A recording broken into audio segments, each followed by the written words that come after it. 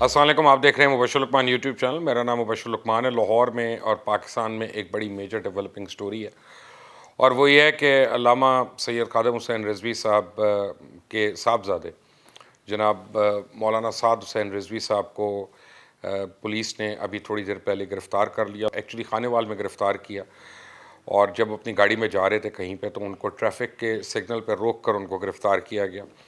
اور اس کے بعد پچھلے 1 گھنٹے کے اندر مجھے پتہ چل رہا ہے کہ مختلف شہر جو ہیں وہ بلاکس ہو چکے ہیں، کچھ ہائی ویز بلاک ہو رہی ہیں، اور لاہور کے انٹری اور ایگزٹ کے جو راستے ہیں وہ بلاک ہونا شروع ہو گئے ہیں. اور ان کے کارکنان کا احتجاج جو ہے وہ سوشل میڈیا پہ بھرپور انداز میں نظر آ رہا ہے. اس کے اوپر میں بھی تفصیل سے ویڈیو کروں گا اور آپ کو بتاؤں گا کہ اس کے محرکات کیا کیا ہیں، یہ کیوں ہوا اور کیوں یہ صحیح ہو رہا ہے، یہ غلط ہو رہا ہے، کیا ہو رہا ہے. جو بھی ہے میں آپ کو اس کے محرکات ابھی تھوڑی دیر میں بتاؤں گا. لیکن مین وائل ایک اعلیٰ عدالت نے، لاہور ہائی کورٹ کے ایک فاضل بینچ نے مریم صاحبہ کو بہت بڑی ریلیف دے دی ہے، اور نیب کو احکامات دیے ہیں کہ مریم نواز کو گرفتار کرنے سے کم 10 دن پہلے اس کو مطلع کیا جائے. تو فاضل بینچ ہے، ان کا حکم ہے سر آنکھوں پہ. لیکن سوال بڑے اٹھتے ہیں یہاں پہ کہ کیا کسی اور مجرم کو ایسی ریلیف آج تک تاریخ میں ملی ہے؟ کیا کسی اور لٹیرے کو، چور کو ایسی مراد جو ہیں وہ مل رہی ہیں یا مل چکی ہیں؟ کیا یعنی کسی کے دل میں یہ ہے کہ جناب جب ان کو پیشی کے لیے بلایا جائے تو ان کے پاس اتنا وقت ہو کہ وہ جلاؤ گہراؤ کی سیاست جو ہے اس کا دوبارہ سے شروعات کر سکیں؟ اور جیسے ہم نے پچھلی بار دیکھا کہ اینٹیں اور پتھر اور وہ سب کچھ لے جا کر برسایا بھی گیا، اور ایک عجیب طوفان بدتمیزی ہوا، اور پاکستان کے ایک ادارے کے اوپر پتھراؤ ہوا، اور پاکستان کے ادارے کے اہلکاروں کے اوپر پتھراؤ ہوا. وہ بھی سب نے دیکھا. پچھلی باری تو جب وہاں تیاری سے جا رہے تھے تو اسلحہ وغیرہ اس کی بھی خبریں آ رہی تھیں. تو مجھے نہیں پتا اب یہ کیا محرکات ہیں. عجیب عجیب لوگ سوال کر رہے ہیں، مجھے سوالوں بھیج دیتے ہیں، اور بھائی میرے پاس ہر سوال کا جواب نہیں ہے. مجھے عجیب سے منچلے ہیں وہ بھیج دیتے ہیں کہ جی یہ کیا بات ہے کہ میاں نواز شریف کی بیل ہو، مریم نواز کی ریلیف ہو، میاں صاحب کا ایک مالچی تھا وہ جو جیل میں ان کو ملا ہوتا ہے، یا جسے امدادی مددگار جو ہوتا ہے اس کو بھی، یہ ساروں کو بیل ایک ہی جگہ سے مل رہی ہے. تو یہ کیوں ایسا ہو رہا ہے؟ بھائی میرے ہاتھ جڑے ہوئے ہیں، میں اس پہ کوئی بات نہیں کرتا. آپ لوگ خود بہتر سمجھتے ہیں، فیصلہ کرتے ہیں. کہتے ہیں زبان خلق نکارہ خدا، تو زبان خلق جو ہے وہ بولنا شروع ہو گئی ہے. آپ خود ہی اس کا مبارک ہو جس کو بھی ہو. مبارکباد کی بات آ رہی ہے تو پھر پہلے تو نون لیگ اور JUIF کو مبارکباد دینی پڑے گی. بالآخر پیپلز پارٹی کے استعفے آ گئے. جی بلاول بھٹو زرداری نے بھرپور زبان میں جواب دیا ہے نون لیگ اور JUIF کا، جنہوں نے ان کو ایک شو کاز ایشو کیا تھا PDM کے پلیٹ فارم سے. انہوں نے PDM کے اندر جتنے بھی ان کے پاس عہدے تھے ان سب سے استعفیٰ دے دیا. تو میرا خیال ہے کہ PDM میں شامل جتنی جماعتیں ہیں ان کو پتہ چل گیا کہ ان کی کیا حیثیت ہے یا ان کی کتنی سیاسی سوجھ بوجھ ہے اور دوستی ہے. جو بات ہر صحافی اور دانشور کتنے عرصے سے کہہ رہا تھا کہ واچ آؤٹ یہ ہونے والا ہے، ان کو نہیں سمجھ آ رہی تھی، وہ اس کے ڈینائل موڈ میں تھے. بلاول نے آج وہ سب کو خاموش کرا دیا. استعفے تو آ گئے. تو اب دیکھنا یہ ہے کہ کیا نون لیگ اور JUIF جو ہے وہ باقی اپنے استعفے دیتی ہے اسمبلی سے اور سینٹ سے، جو انہوں نے وعدہ کیا ہوا تھا. تو میرا نہیں خیال کہ وہ استعفے آئیں گے. اب وہ کھیل ہو رہا تھا and somebody has called the bluff.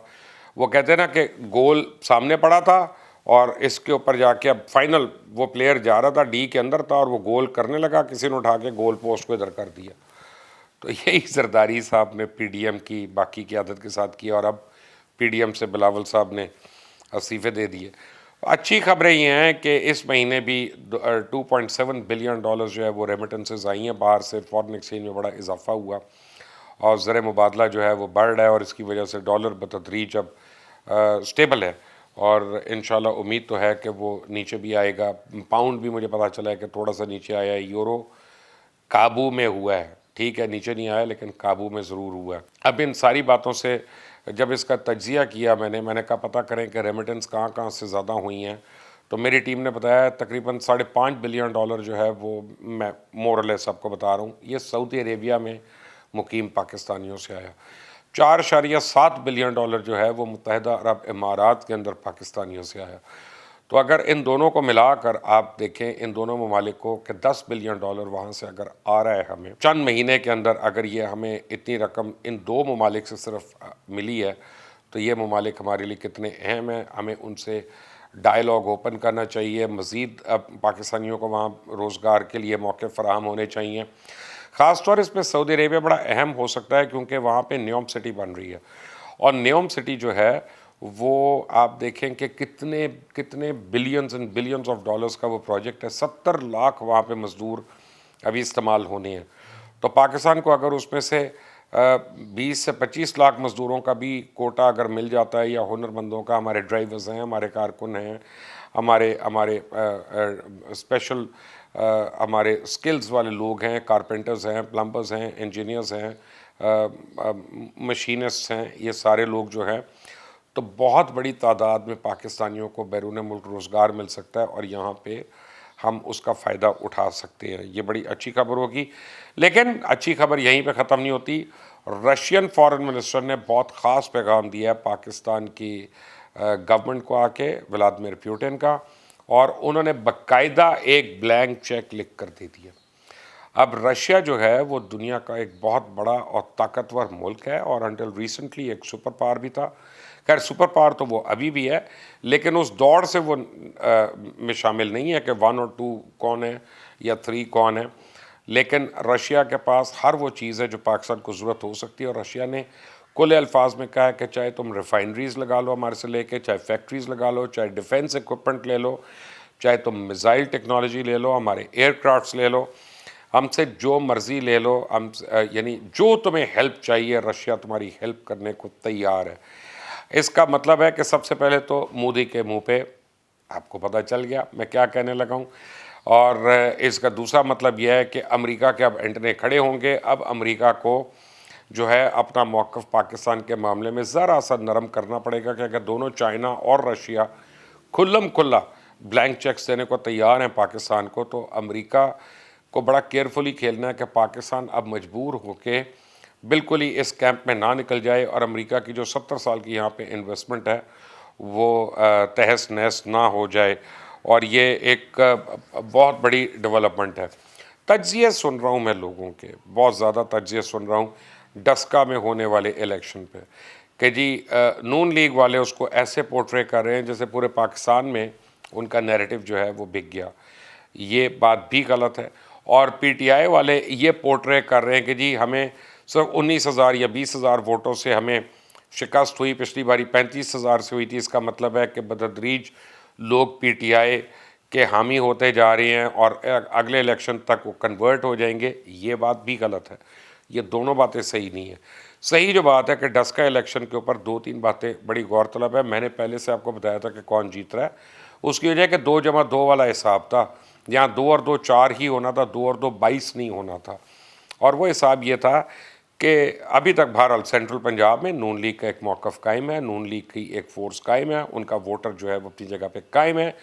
Known league نے ایک بہت سٹرانگ کینڈیڈیٹ وہاں سے کھڑا کیا، افتخار حسین گیلانی صاحب کی فیملی کی صاحبزادی، ان کی ڈاکٹر نوشین صاحبہ جو تھیں، وہ پیر خاندان ہے، بڑا حلقہ اثر سوخ ہے ان کا۔ 5 دفعہ وہ یہاں سے پارلیمنٹ کی سیٹ جو ہے وہ اپنی خاندان کے نام کر چکے ہیں، اور ایک دفعہ پی ایم ایل کیو کو یہ سیٹ ملی تھی، لیکن وہ 2002 کی بات ہے جب مشرف صاحب اپنے عروج پہ تھے، اور پی ایم ایل کیو کو وہ ہاتھ رکھ کے اس کو بیک کر رہے تھے۔ اب اس کے بعد یہاں پہ اگر یہ کہنا کہ جی پی ایم ایل این کو کم ووٹ پڑے ہیں، تو وہ اس لیے غلط بات ہے کیونکہ یہ بائی الیکشن ہے۔ جنرل الیکشن اور بائی الیکشن میں تناسب کا فرق ہوتا ہے، پہلے 55% ووٹ کاسٹ ہوئے کوئی، اب 35% ووٹ کاسٹ ہوئے، تو اس میں اسی تناسب سے اتنے کم پڑے۔ یہ کہنا کہ ہم نے نون لیگ کے لوگوں کو کنورٹ کر لیا، یہ کہیں سے صحیح نہیں ہے۔ اب نون لیگ کا یہ کہنا کہ اس نیریٹو کو یہ پورے پاکستان کا نیریٹو سمجھا جائے، تو وہ بھی صحیح نہیں ہے، کیونکہ جی ٹی روڈ آج سے نہیں گزشتہ 20 سالوں سے نون لیگ کی ہے، اور یہ ہمیشہ ہر آدمی کو پتہ ہے، پاکستان کی سیاست میں جو بھی کامنٹری کرتا ہے اس کو پتہ ہے کہ جو جی ٹی روڈ ہے، سینٹرل پنجاب ہے، یہ نون لیگ کا گڑھ ہے۔ لیکن 2 چیزیں جو پی ٹی آئی کو سمجھنی چاہیے کہ گوجرانوالہ ڈویژن میں چاہے وہ نون لیگ کا گڑھ ہو، 2 सीटों के इलेक्शन हुए, वज़ीराबाद का इलेक्शन हुआ और डस्का का इलेक्शन हुआ। दोनों पीटीआई एज़ हुकूमती जमात लूज़ कर गई। पंजाब की ये रवायत नहीं है कि हम सिटिंग गवर्नमेंट को बाई इलेक्शन हरवा दें और इतनी तवातर से हराते रहें। उससे पहले ये सिंध में बाई इलेक्शन से है, वहाँ से हार आए। नौशहरा के बाई इलेक्शन का भी आपको पता है रिज़ल्ट क्या हो रहा है। इसका मतलब है कि इनका ग्राफ नीचे जा रहा है। इसका मतलब है कि दोनों सूबों में जो हमारे चीफ़ एग्जेक्टिव हैं, चाहे उस्मान बुज़दार हों, चाहे महमूद खान हो, इनकी जो कारकर्दगी है वो ना होने के बराबर है और लोग उसको बाय आउट नहीं कर रहे, लोगों की उससे तसल्ली नहीं है। Coming back to the first story, the opening story, जनाब खादिम हुसैन रिजवी साहब के साहबजादे साद रिजवी साहब को अभी थोड़ी देर पहले, घंटा पहले, मेरा ख्याल है 1.5 घंटा पहले गिरफ़्तार किया पुलिस ने। इस वक्त लाहौर बिलखसूस और यानी ओकाड़ा से लाहौर तक मुख्तलिफ़ जगहों पे ज़िलों में बिलूमूम ये पता चल रहा है कि हर जगह ब्लॉकेजेस हो रहे हैं। और आज NCOC के हवाले से भी एक वाज़ेह पैगाम आना था कि लाहौर को लॉकडाउन करना है कि नहीं करना। कंप्लीट लॉकडाउन कोरोना की वजह से कोविड जो है सिचुएशन आउट ऑफ कंट्रोल हो गई है और इसमें बहुत ज़्यादा कसूर हमारी हुकूमत का है। तो अब हो सकता है कि वो इन प्रोसेशंस की वजह से वो कह दें कि जी हम मुख्तलिफ़ इलाकों में लॉकडाउन कर रहे हैं ताकि वो लोगों को उससे हटा सके वहाँ पे। लेकिन ये एक अलार्मिंग सिचुएशन डेवलप हो रही है और इसकी इंटरनेशनल रेमिफिकेशंस भी होंगी। क्या होंगी मैं आपको अपनी अगली वीडियो में ज़रूर बताऊंगा। आपने अगर अभी तक इस चैनल को सब्सक्राइब नहीं किया तो प्लीज़ कर लें, बेल आइकॉन को प्रेस कर लें ताकि मज़ीद अपडेट्स आप तक खुद ब खुद पहुँच जाएंगी। अपना ख्याल रखिएगा। अल्लाह हाफ़िज़।